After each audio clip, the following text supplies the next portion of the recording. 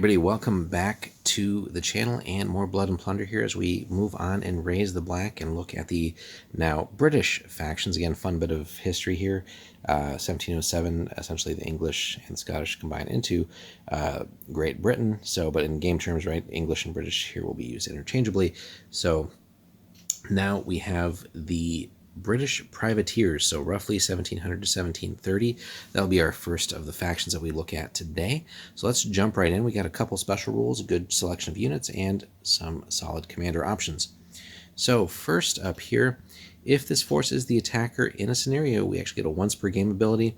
The controlling player may discard all the activation cards in their hand and replace them with the same number of new cards without spending a fortune point. So really cool ability.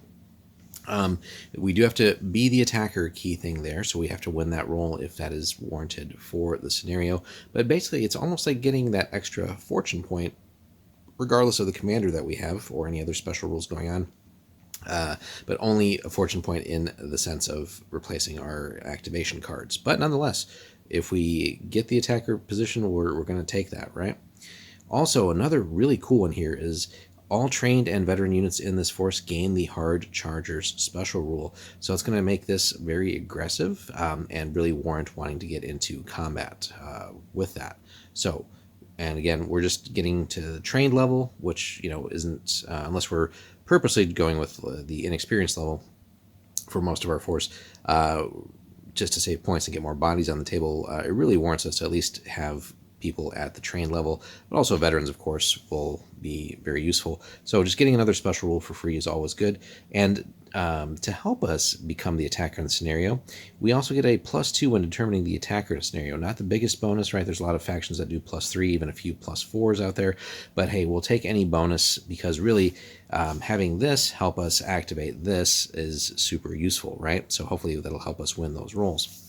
Now, looking at the unit selection, we get a decent selection here. Again, they're privateers, right? So this faction is really going to be geared towards mostly fighting on the water. That's probably where they'll do best, right? Because we have a lot of sailors here. But hey, sometimes we do have to fight on land, but they can scrap it up pretty well too. Core units, we got our Sea Dogs, we got Able Seamen as well, and the Jamaican Privateers. But then we have some more choices here in the support section from some of the other factions out there. So we can pick from the Dutch and get either Enterplague or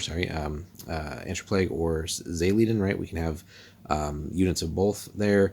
We get European sailors as well, the unaligned ones, right? But then also, key thing here, another very good unit, the veteran freebooters. So all in all, we're going to have a good variety of sailors to take care of our ship handling and ship operating needs, but really, again, also going to be really good guys in combat here, especially, again, keeping them at trained and veteran, and then taking advantage of any of the other rules that the units themselves have to then also, on top of that, have hard chargers, right?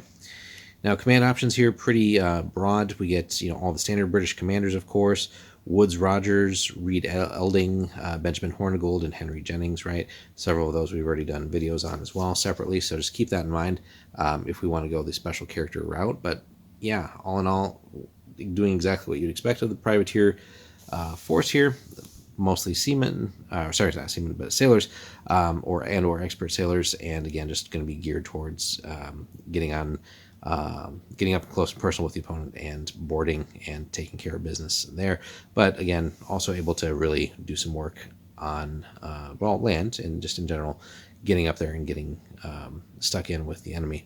So aside from that, nothing else too crazy here. But again, 2 of the 3 special rules really geared towards, one complementing the other, right? And we really need to get the attacker role in the scenario to have a chance of activating one of the special rules. So anytime that doesn't happen, of course, we're losing out, but it's not the end of the world to not necessarily have that ability either. It is just a nice little added feature, so we can dump the hand, use our once per game, and still retain our fortune points for other more critical things. So a fun faction to test out, and certainly, again, if you're already invested in British and maybe even have some Dutch units, you can definitely make this work and test it out. We'll also, in the next one, talk about the British Raiders and just kind of compare and contrast them, because there's definitely some other things going on there. But yeah, privateers, good force to test out. Let us know in the comments, guys, if you have run them. where that's gone well for you, and any troubles that you've run up against, where you've had your biggest successes, and how you do tend to kit out your force. And do you run the generic, or do you go with a given special character? Let us know in the comments. We'll see you in the next one. Thanks for watching.